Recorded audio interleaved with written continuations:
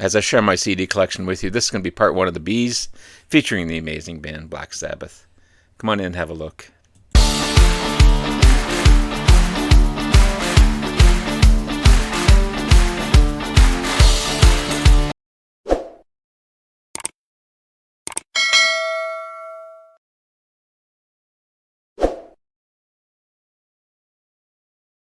Good morning, everyone. It's Robert from On My Turntable. Hope you had a great morning this morning. It is Thursday morning. As always, a coffee kind of morning. Cheers, everyone. Hope everyone's doing well. As I said in my intro, this is going to be part one of the Bees of my CD collection, featuring the amazing Black Sabbath. I don't have everything on CD. Between vinyl and CD, I've got quite a bit of stuff from Black Sabbath. One of my favorite bands, for sure. The great English hard rock band formed in Birmingham way back in 1968. You got Tony Iommi on guitars, Bill Ward on bass, Geezer Butler Bill Ward on drums. Wow, it's early. Geezer Butler on bass and vocalist Ozzy Osbourne, my favorite vocalist, even though there's been some great ones through Black Sabbath's career for sure. Before they were Black Sabbath in 1969, they were called Earth, and before that they were called the Polka Tulk Blues Band. Can you imagine? Can you imagine hearing Sweet Leaf by the Polka Tulk Blues Band? It just doesn't make sense. It just doesn't make sense. I'm glad they changed it to Black Sabbath. Speaking of, these are going to be in order as well of release. This is their debut album, 1970 release, self-titled Black Sabbath, regarded as one of the true first heavy metal albums, and the opening track, Black Sabbath, was named one of the greatest heavy metal songs by Rolling Stone magazine, and it's just amazing stuff. Black Sabbath, the Wizard, Wasp, Behind the Wall of Sleep, basically NIB, Wicked World, A Bit of Finger, Sleeping Village, and Warning. Fantastic stuff. From there we go to Master of Reality,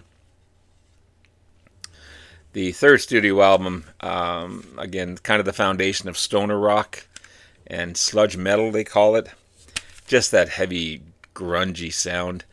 Both Tony Iommi and Geezer Butler, the bassist, tune their instruments down to create that bigger, heavier, sludgier sound. Yeah, it's great stuff. Some great tracks on this one. Sweet Leaf, After Forever, Children of the Grave. You got Lord of this World, Solitude, Into the Void. Fantastic stuff. You got Volume 4, the fourth album. The first album produced by Tony Iommi. Roger Bain wasn't with them no longer. We got Wheels of Confusion, Tomorrow's Dream, Changes, FX, Supernaut, Snowblind, Cornucopia, Laguna Sunrise, St. Vitus Dance, and Under the Sun. I love that shot there, for sure. Great album. One of my favorites, one of my hidden gems, I guess you call it, Sabbath, Bloody Sabbath. This was my introduction to Black Sabbath way back when I started to collect albums, so I've had a soft spot for it. Fifth album by the band, produced by the band as well. Yeah, it's just, I don't know, it's just got that sound to it that I really like.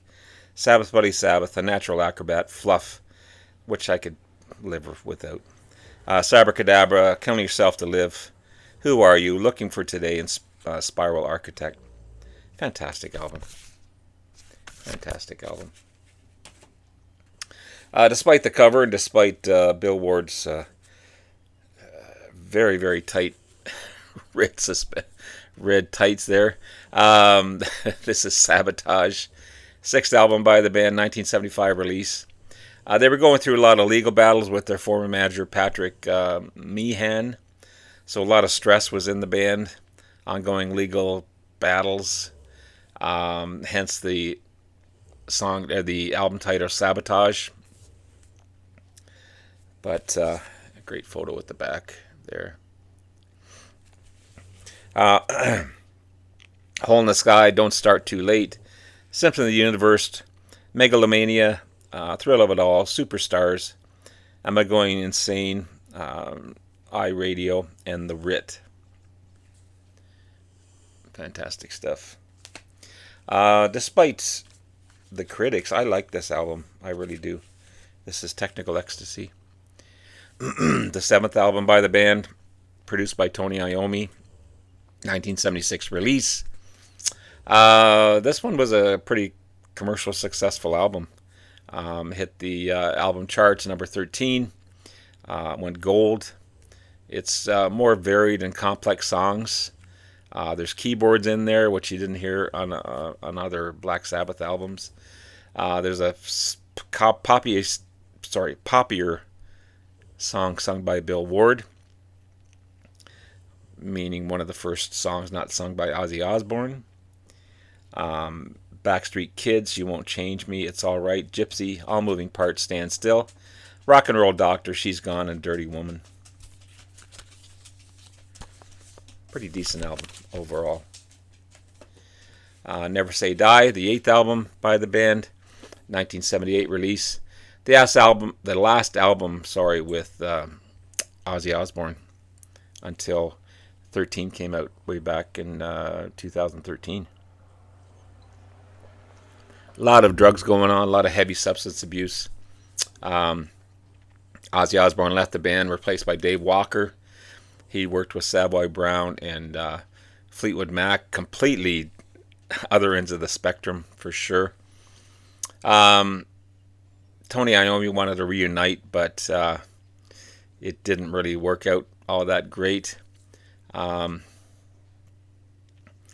Say Die, Johnny Blade, Junior's Eyes, Hard Road, Shockwave, Air Dance, Over to You, Breakout, and Swinging the Chain.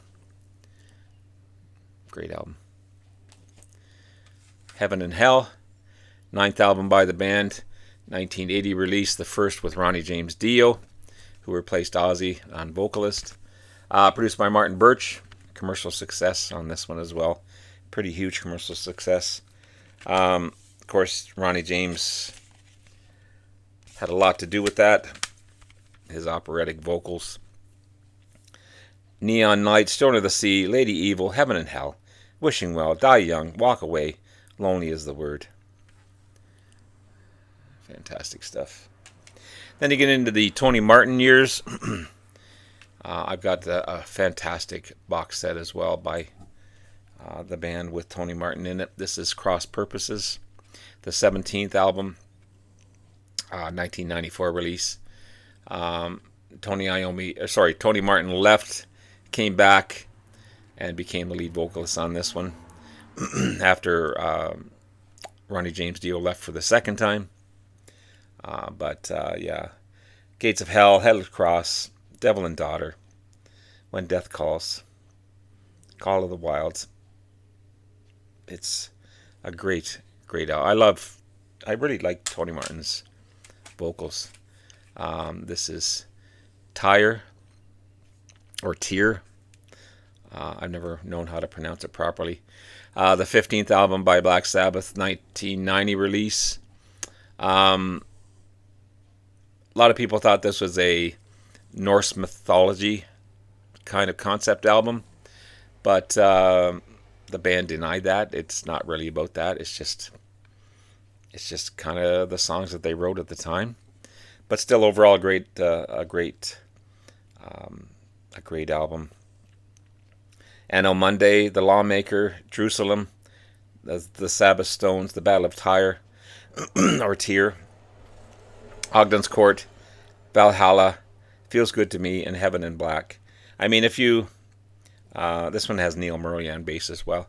If you listen to the song titles, they do sound like Norse mythology, but it's a fantastic album cover as well. Then we got Reunion. Wow, say that 10 times fast. The live album by the band, 1998. It was kind of a reunion of the original lineup, featuring Ozzy and Tony Iommi, bassist Geezer Butler, and drummer Bill Ward for the first time since 1978. Got some great tracks on this one as well. You got Witness, Cross of Thorns, Psychophobia, Virtual Death, Immaculate Deception, Dying for Love, Back to Eden, The Hand That Rocks the Cradle, Cardinal Sin, and Evil Eye. Oh, what did I just do? This is Cross Purposes. Wow. Wow, wow, wow, wow. Here's Reunion.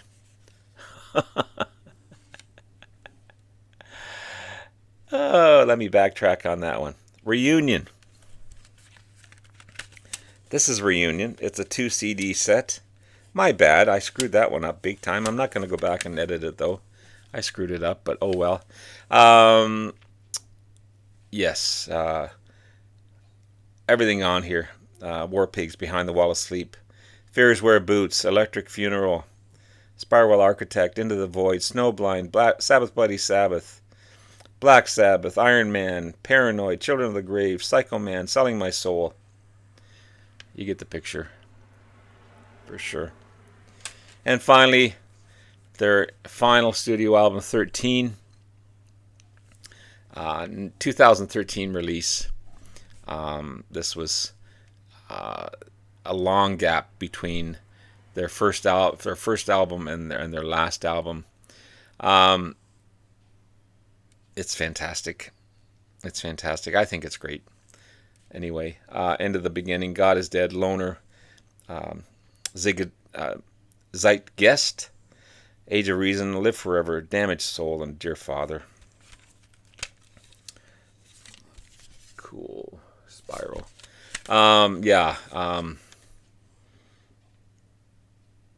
The brand new studio album featuring God is Dead and End of the Beginning. A couple of new singles from that one. But there you have it, guys. Sorry for the screw up earlier between Cross Purposes and Reunion, but I don't edit stuff, so I do make mistakes every once in a while. Anyway, that's going to be part 1 of the Bees from my CD collection. Hope you enjoyed, and I'll be back again soon with part 2 of the Bees. Take care. Love you all. See ya.